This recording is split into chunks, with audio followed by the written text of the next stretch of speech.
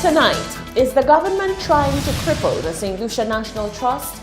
The director says it's painfully obvious that the trust will have to function without any support from the government. The president of the St. Lucia Teachers Union calls on unions to stand together as negotiations continue. Anytime we are divided, it makes life a little more difficult because there is strength in unity. And the Prime Minister's attaché causes tempers to flare in the city. We have the details of these stories and more coming up.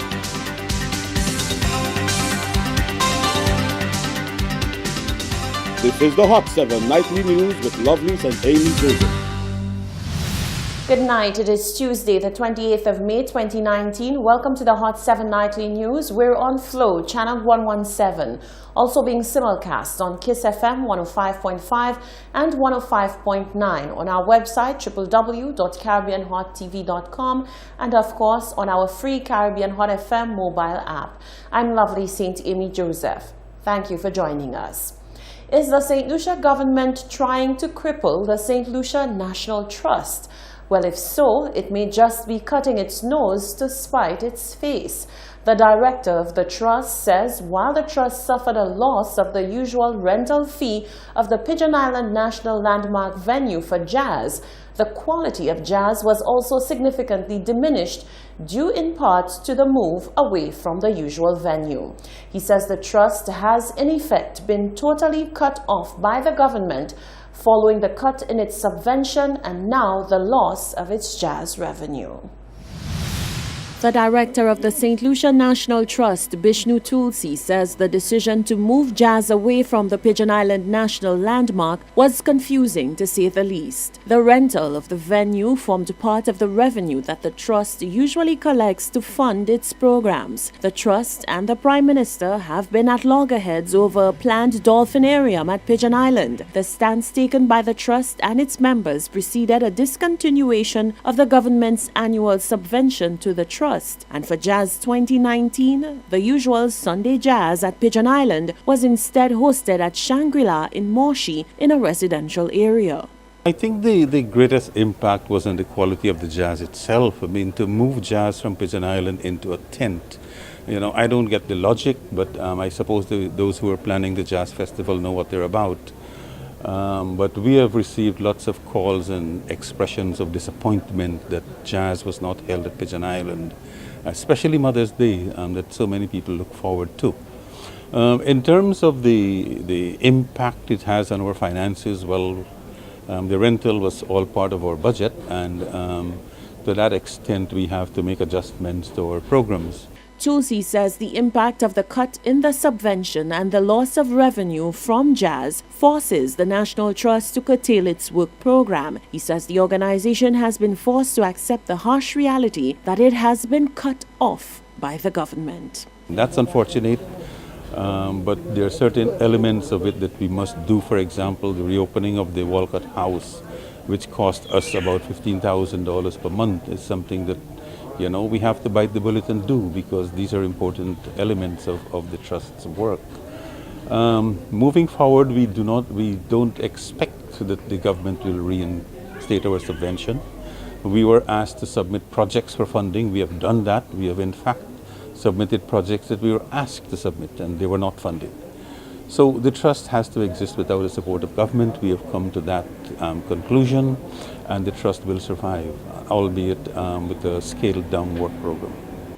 The St. Lucia National Trust previously received an annual government subvention of $700,000. Prime Minister Alan Shastney back in 2017 said the removal of the subvention had nothing to do with the differences between his government and the National Trust on the proposal of the dolphinarium for the Pigeon Island National Landmark, but rather with the government's lack of money and his belief that the government should not be paying for the trust's recurrent expenditure. He also stated that the trust was free to approach the government and make requests for investment on the basis of the merit of its projects. But Tulsi says the trust has not received approval on any of their project submissions. Meantime, we took to the streets to allow you to have your say on what seems like the continued strained relationship between the St. Lucia National Trust and the government. Here's what you had to say. It may seem on the surface that the Prime Minister is being vindictive. That's on the surface. But who knows? I mean, unless he doesn't give us more information on the reasons why he's taking the jazz out of the north and he's not giving them the necessary funding to deal with the activities on an annual basis, we could never get to the bottom or to the core of the matter.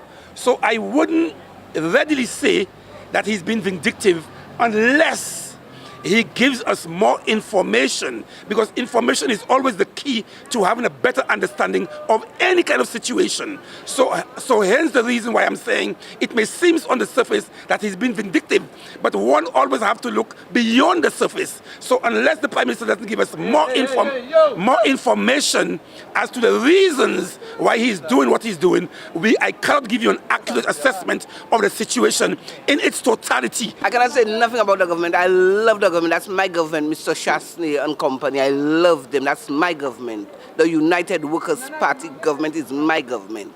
I think the government, after they crippled National Trust, our mothers, my mother, and other St. Lucian mother, they crippled the mothers also, because mothers was looking forward for that jazz festival Pigeon Point and they did not have it.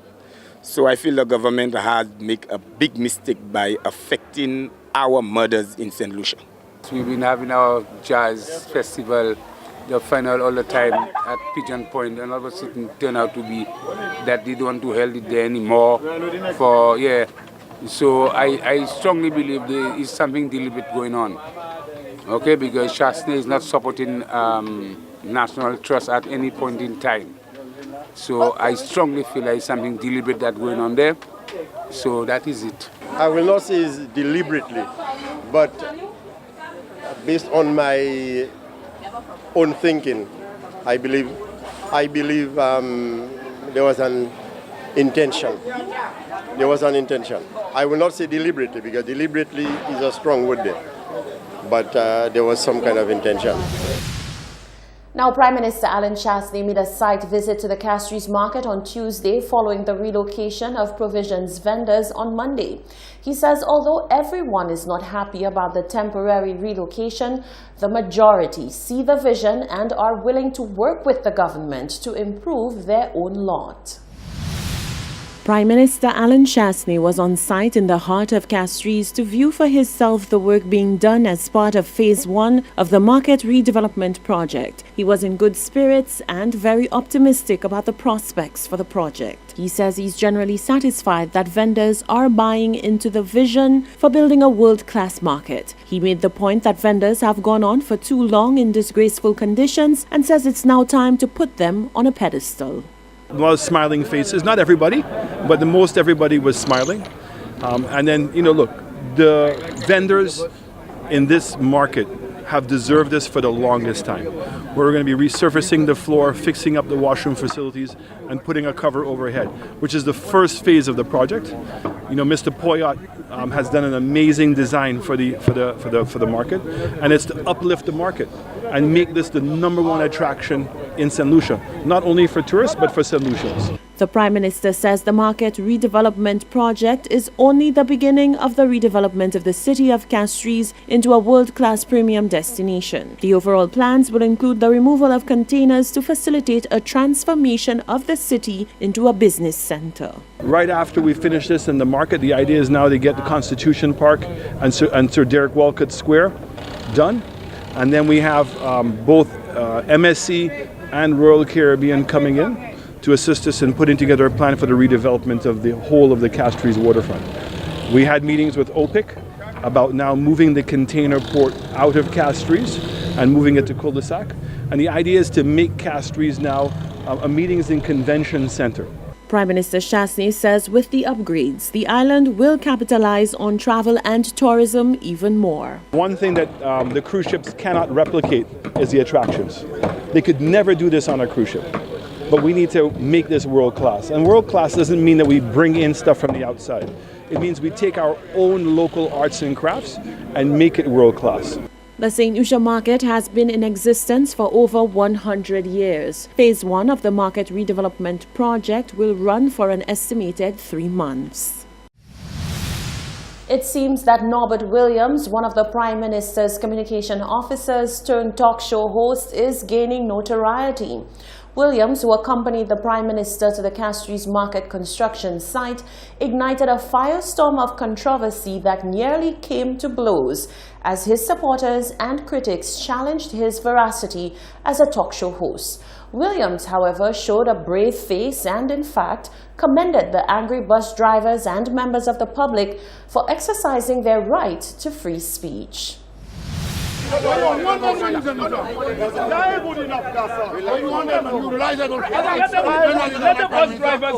a bus driver?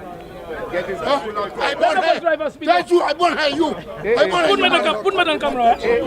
Just what's the problem? What's the problem? Oh, this is just St. Lucians expressing their democracy, and they're talking about my show, and they're welcome to express that democracy in St. Lucia, because it is what we strive for in St. Lucia, freedom of speech, but with that freedom comes respect. And even if people disagree with the contents of any show, even if people disagree with the contents of any show, it is their right to do so.